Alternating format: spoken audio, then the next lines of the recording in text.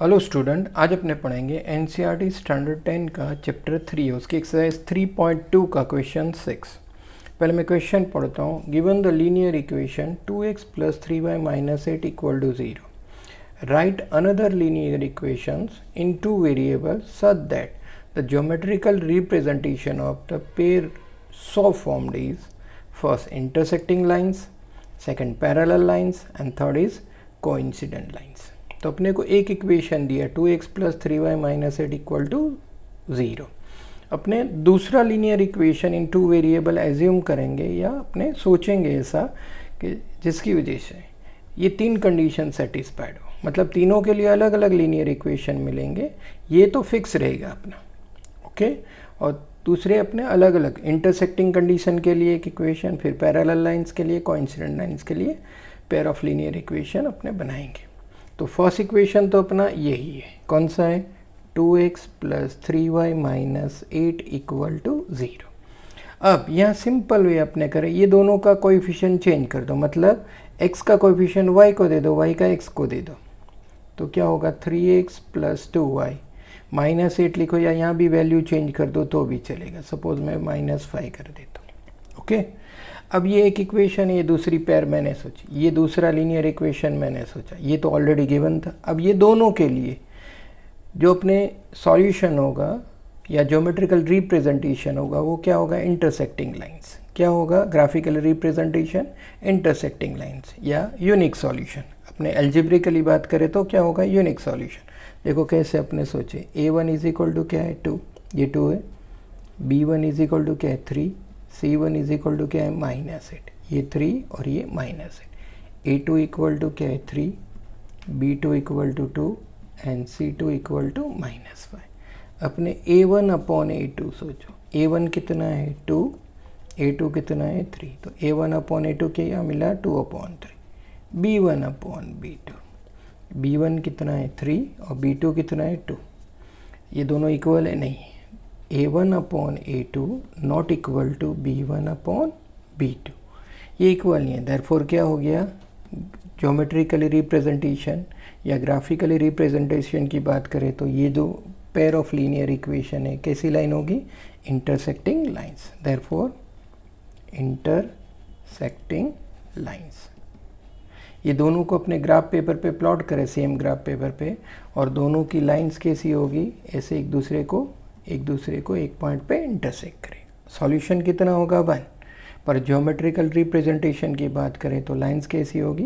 Intersecting lines, और ये इनका सॉल्यूशन होगा। सॉल्यूशन कितना होगा? यूनिक या one and only one solution.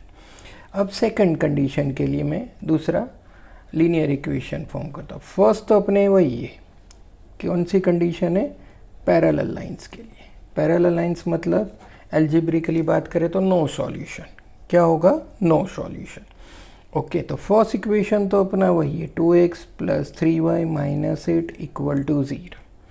तो अपने यहाँ क्या करेंगे? ये इसको एज इट इज़ रखो, 2x + 3y, और ये वैल्यू को चेंज कर दो। सपोज मैं +5 कर दूँ, तो ये मिला अपने को, ये दो इक्वेशन मिले लीनियर इक्वेशन। ये तो ऑलरेडी गिवन था, ये दूसरा अपने फाइंड करा। तो ये जो पेयर मिली उनके लिए क्या होगा? ज्योमेट्रिकल रिप्रेजेंटेशन क्या होगा? पैरेलल लाइंस होगी। क्या होगी? Parallel lines. या ऐसा मैं ना सपोज करूं, इसको कोई भी नंबर से मल्टीप्लाई कर दो। सपोज 2 से मल्टीप्लाई करता तो 2 × 2 = 4x, 2 × 3 = 6y और 8 × 2 = 16। तो ये -16 के सिवा यहाँ कुछ भी लिख देता तो भी अपने को पेयर मिलती, तो वो क्या होगा? पैरेलल लाइन से होती, ओके। ऐसा भी कर सकते हो। सपोज 3 से मल्टीप्लाई करो तो 3 × 2 = 6x, यहाँ लिखेंगे।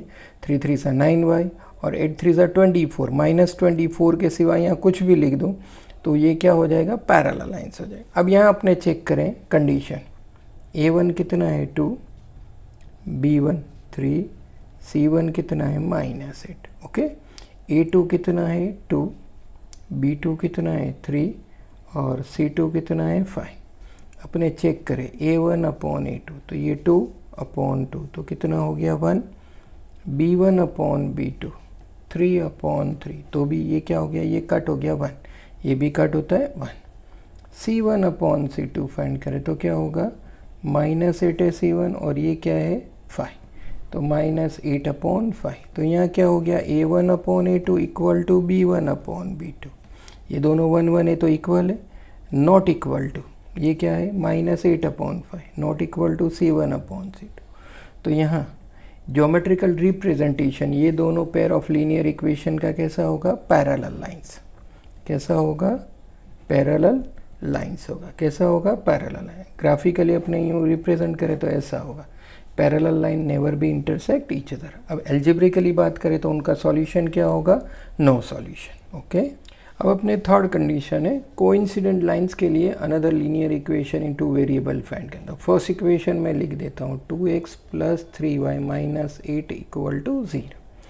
अब कोइंसिडेंट लाइंस के लिए अपने को pair of linear equation find करना हो तो ये लीनियर इक्वेशन एक दिया है, दूसरा कैसा होना चाहिए, तो इसको कोई भी नंबर से मल्टीप्लाई करो। सपोज मैं 3 से मल्टीप्लाई करूँ तो क्या होगा, 3 2 = 6x, 3 3 = 9y एंड 8 3 = 24 -24 = 0। ऐसे भी लिख सकते हो। मैं 2 से मल्टीप्लाई करूँ तो 2 से मल्टीप्लाई करेंगे इसको तो क्या होगा, 2 2 = 4x, 3 2 = 6y और 8 2 = 16 = 0। ये एक इक्वेशन, ये दूसरा मिला, ये पेयर ऑफ लीनियर इक्वेशन हो गए। अब ये दोनों के लिए अपने ज्योमेट्रिकल रिप्रेजेंटेशन की बात करेंगे तो क्या होगा, कोइंसिडेंट लाइंस होगी और सॉल्यूशन कैसा होगा, इन्फाइनाइटली मैनी। तो देखो अपने चेक करते हैं कंडीशन को।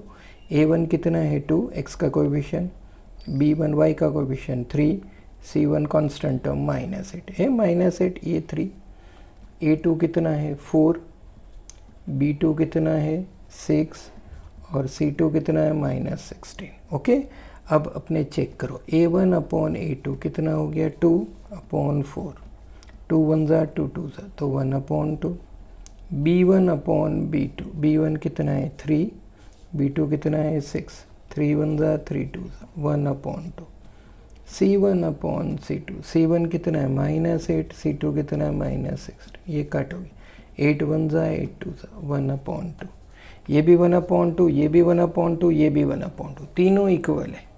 तीनों क्या है, ये 1/2 मिला, ये भी 1/2, ये भी, तीनों इक्वल है। मतलब A1/A2 = B1/B2 = C1/C2।